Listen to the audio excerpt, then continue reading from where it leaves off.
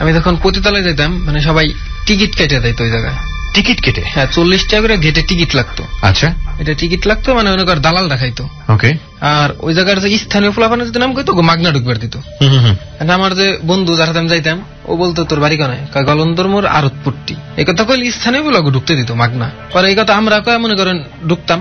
হঠাৎ করে একদিন মানে ঠিক পাইছে, মানে আমাকে ওরা আবার ফেস দেখলে ঠিক পায়, ওই নার্ভাস ওইটুই। আমরা মনে করেন একসাথে 10 জন গেছি, এর ভিতরে 2 একজন নার্ভাস। ওকে, নার্ভাস। ওরে তো এক মেয়ে মনে করেন কলার টেনে ধরছে, আমার কাছে তোর যাইতে বলে মনে করেন কাঁপতেছে। পরে বলতেছে গেটে টিকিট কো। কলার টেনে ধরার পরে সে কাঁপছে।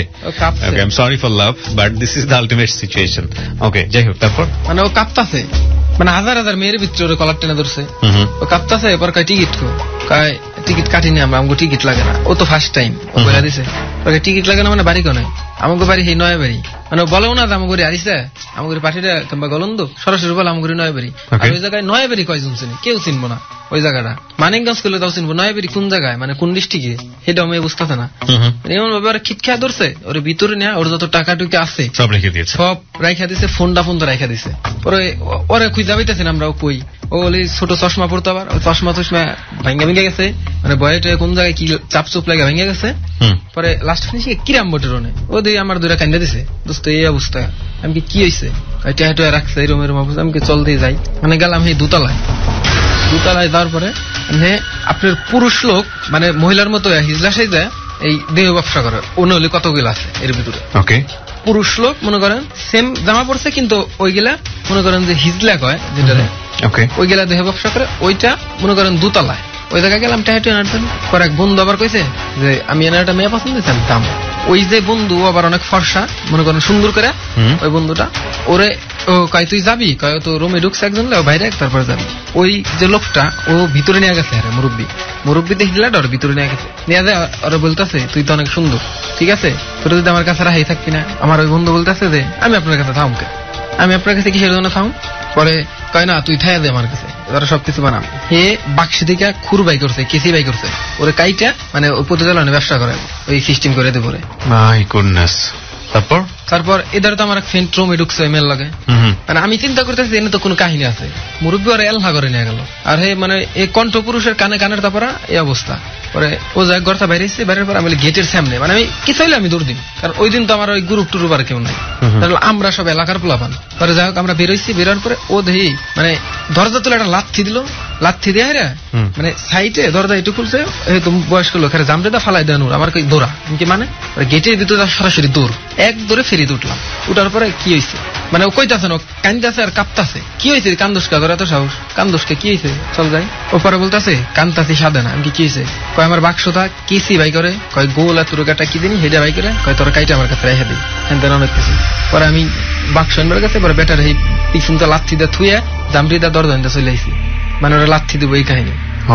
পরে যখন আমরা আসার পরে আমার এক বড় ভাই মানে যে পরিচিত আমাগো এলাকার, হে একটু মনে করেন একটু নেতা নেতা টাইপের, হ্যাঁ আবার পরিচিত ওই ঘাটের একজন ওই ইউনিয়নের যে সভাপতি, ওই ইউনিয়নের যে সভাপতি হে হলি মনে করেন যে আর বন্ধু। তোরা দাবি ফোন দাবি না, মানে হে মনে সিস্টেম কয় মানে ক্লোজ। পরে বলতে আমি কি ভাই ঠিক আছে, মানে আমি একা, মানে আমি কোন সিনিয়র থাকলে আমি একা ক্লোজ, আমার ফ্রেন্ড সার্কেলে সবাই ক্লোজ। পরে ও বলতেছে এই কথার ভিতরে যে তুই যাবি আমার ফোন দাতে কিনা। পরে একদিন গেলাম, আবার গেছি দেয়া মনে করেন তখন গেছি 3 জন, আমি রমজান সেলিম 3 বন্ধু। যাওয়ার পরে ওই যে মেয়েটা, ওই মেয়েটা আমার দেহা মানে যে মেয়েটা নিয়ে আমার বন্ধু গেছিল ভিতরে, আর যে বন্ধুরা যে মুরব্বী দাবার দিছে কেসি টেসি না, মেয়েটা বলতেছে কিরে কি অবস্থা? আমি তো মনে করেন আমার তো শেষ, আমার তো ভিতরে কাঁপুনি উঠে গেছে, ওরা যদি ধরছে আমার তো গাইটা গুটা দিবার পারে। ওরা এই নিয়ে আমি দিছি ওই বাইরে ফোন, ওই ভাই কয় আমি ওই বাইরে গেলাম ভাই আপনি কনে, পরে আমি তো এই জায়গায় মানে হে বায়ু পতিতালয়, মানে আমাকে সামনে হে ধরা খেয়ে গেল। পরে কয় দেখি সমস্যা কি? পরে হ্যাঁ যে বন্ধু বান্ধব পাইসা ওই বন্ধু বান্ধব ওই এলাকার যে চেয়ারম্যান হ্যাঁ হলি আপন বাতিজা। পরে বাতিজা আইলো, আসার পরে কেরা কি করবো মানে হ্যাঁ দাপতটা আবার অন্যরকম। পরে আমার যে বন্ধু বান্ধব ছিল 2 জন, দুইজনে তো মাগনা দিল, যা লাগবে কোনো মেয়ের কাছে যাবি মাগনা, কোনো টাকা লাগবো না। আমি মনে মনে করি এরকম তো থাকলেই তো মানে মাগনা কোনো টাকা লাগবো না, একটা মেয়ে 2টা পোলা দিতে যায় 500 টাকা কমপক্ষে, তাহলে 1000 টাকা বাঁচতেছে, সেরকম কোনো টাকা লাগতেছে না। আর তারপর ওই যখন এই কথা কয় মানে ওরা তো তখন হয়ে গেছে। আর আপনার যে পতিতালয় টাঙ্গাইল যে একটা পতিতালয় আছে টাঙ্গালে যে পতিতলায় ভাঙ্গা দিছিল ওই কিছু লোক আইসা ওই পতিতলায় ছিল, আর ওরা ওই পতিতলার লোক ছিল, ওরা ওই জায়গার স্থানীয় ছিল না। ওকে, ওরা দৌলতদার স্থানীয় ছিল না, ওরা টাঙ্গাইল থেকে বানাইছিল। পরে এর জন্য আমার বন্ধু পরে গেছে। পরে আমি তো মনে করেন আগে তো ধন্যই হাই করতাম, পরে আমি সবার লাস্টে গেছিলাম। তারপরে ওই তখন বেরোই ফার্স্ট টাইম, মানে লাস্ট টাইম আমার ওই জায়গায় কাজ। আর লাস্ট টাইম আমার পতিতলায় যান আমার ফ্রেন্ডের সাথে, যখন আমার বাড়ি থেকে ফোন দানিয়ে আসে আমি আর ফোন দানিয়ে যাই।